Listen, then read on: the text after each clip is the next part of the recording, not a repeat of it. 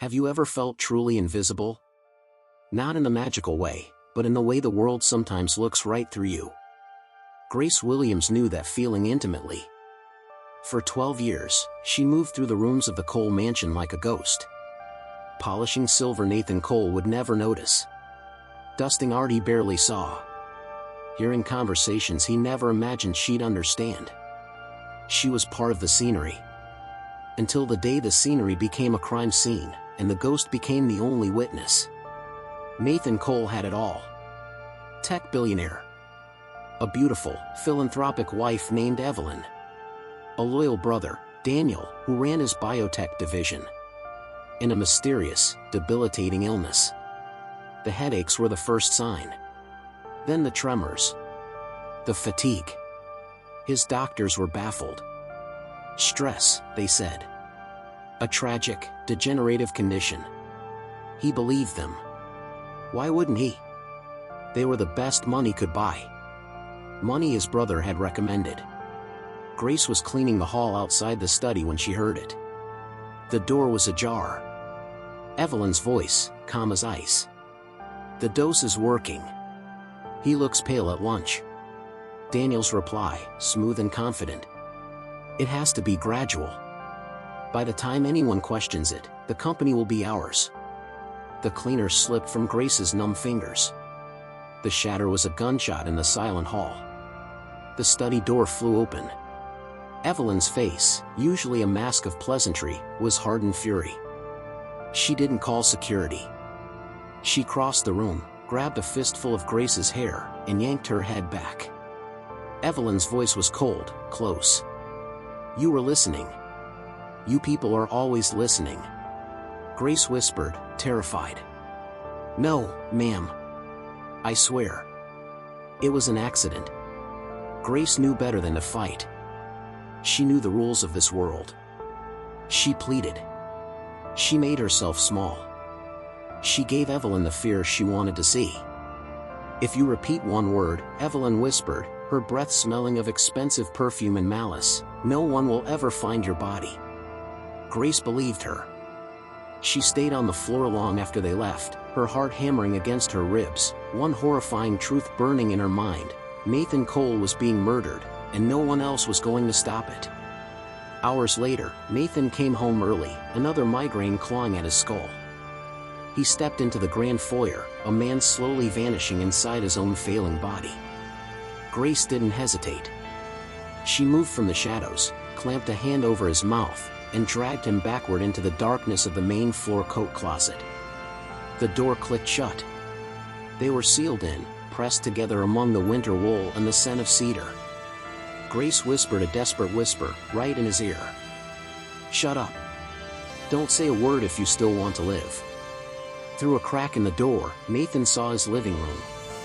Saw his wife raise a glass of champagne to his brother. Evelyn's voice was cheerful. To patience. Daniel replied. To timing. And then he heard his own symptoms discussed like quarterly earnings. The adjusted dose. The plan for a natural decline. The poison in his evening tea, a special herbal blend Evelyn prepared with such care. The world Nathan knew shattered. His illness wasn't fate. It was policy. A boardroom decision made over his dying body. Rage surged. He wanted to burst out, to confront them. Grace's hand tightened on his arm. Her whisper was firm. If you step out there, they will finish what they started. Not with words. And Nathan Cole, the titan of industry, did something he'd never done. He listened to the person the world had taught him to ignore. He stayed silent. A distant, heavy thud echoed from elsewhere in the house. Evelyn's voice called out. What was that? Daniel replied. The garage. I'll check. Grace had created a diversion. When the coast was clear, she pulled Nathan not to the front door, but into a hidden service passage, a vein of the house he never knew existed.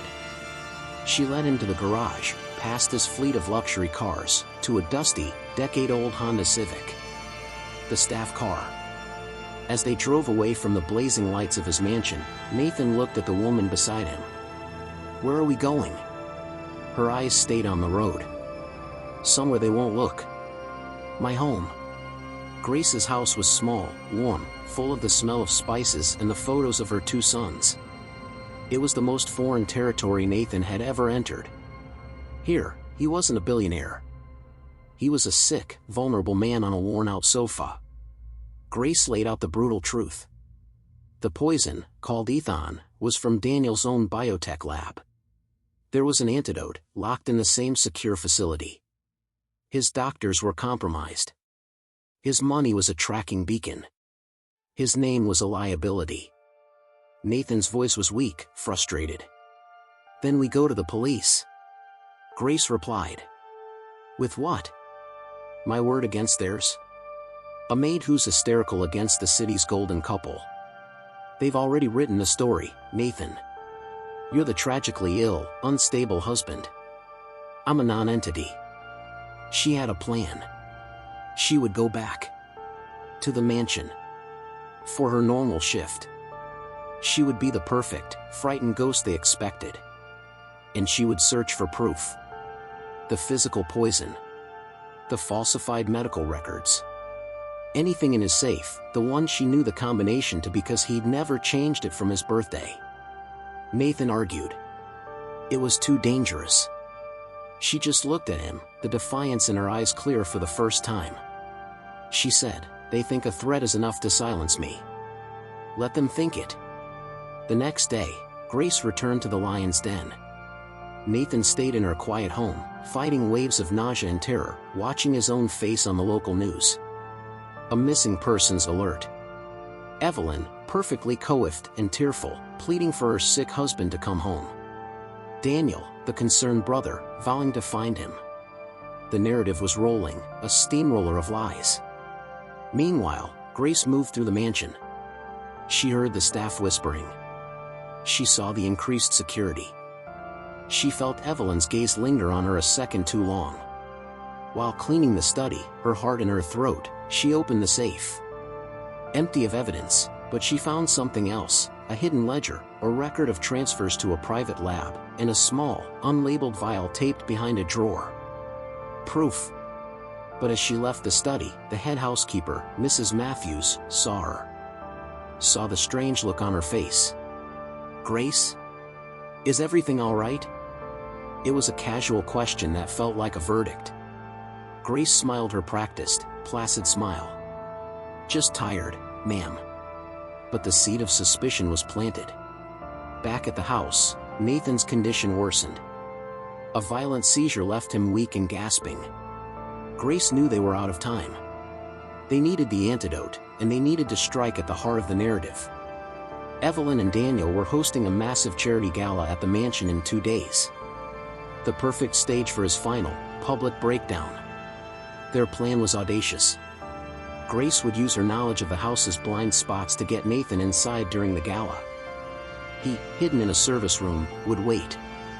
Grace would access the security room, a closet she knew the code to, and patch a feed to the main ballroom screens. Then, Nathan would walk into his own party. The night of the gala arrived. The mansion glowed. Music and laughter spilled into the garden. Grace, in her uniform, slipped Nathan in through a basement window near the boiler room. He was pale, sweating, leaning heavily on a cane they'd found, but his eyes were clear with a feverish resolve. Grace made her way to the security closet. Her hands trembled as she input the code. Inside, a bank of monitors showed the glittering crowd. Evelyn, radiant in emerald green. Daniel, holding court. Grace plugged a small device into the system, routing a specific feed. Then, she took a deep breath and sent a text to Nathan's burner phone, now. In the ballroom, the music died. The screens flickered. Instead of the planned slideshow of the charity's work, the crowd saw the security feed of Nathan's study from that morning. And they heard audio, crystal clear, damning audio. Evelyn's voice. Daniel's voice. Discussing dosage. Timelines. The transfer of assets. Evelyn's recorded voice played, cold. By the time he collapses, everything will already be signed. Daniel's recorded voice replied. The beauty is, men like Nathan never believe their own bodies are failing them. The ballroom froze. 400 of the city's elites stared, uncomprehending. Then, a side door opened. Nathan Cole walked in. He looked gaunt, older, leaning on the cane, but he stood straight. The room erupted in gasps and murmurs. Evelyn's face went sheet white. Daniel took a step backward. Nathan's voice was amplified, weak but unwavering. "You forgot one thing. The invisible people, they're still people. And they listen." He pointed to the edge of the crowd, where Grace stood, having shed her maid's jacket to reveal a simple black dress. She met Evelyn's horrified stare without flinching. Chaos erupted. But it was too late for damage control. The evidence Grace had collected, the vial, the ledger, the falsified medical reports she'd sent anonymously to a rival news outlet, was already hitting the airwaves. The police, who had been monitoring the missing person case, now had a very different warrant. The fall was as swift as it was brutal. Evelyn and Daniel were arrested before the last guest left. The ethon poison and its antidote were seized from Daniel's lab. The web of fraud unraveled. Nathan survived, thanks to the antidote and a long, painful detoxification. The company was saved, but Nathan was forever changed. At the trial, Grace Williams was the star witness. She spoke not with the shy deference of a maid, but with the quiet, unshakable authority of someone who had stared into the abyss and refused to blink. Her testimony sealed the conviction. Life sentences for attempted murder and conspiracy. In the end, Nathan didn't just return to his old life. He dismantled parts of it. He sold the mansion. He restructured the company, creating transparency and a fund for legal aid for domestic workers.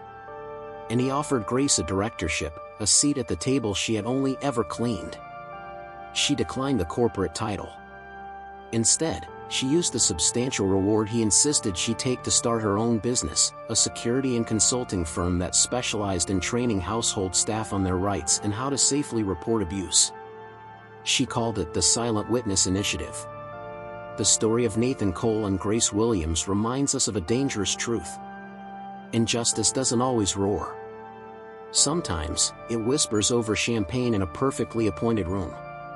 It thrives not on grand evil, but on the quiet assumption that some voices don't matter. That some people are meant to be unseen. But every now and then, a silent witness decides to speak. And when they do, even the most powerful gilded cage can shatter. The moral of the story is clear: never underestimate the quiet ones. The world is changed not only by those who shout the loudest, but by those who watch the closest, and who have the courage to speak a devastating truth. In a world that often values noise over substance, remember, the most powerful force can be a silent witness who finally decides to speak.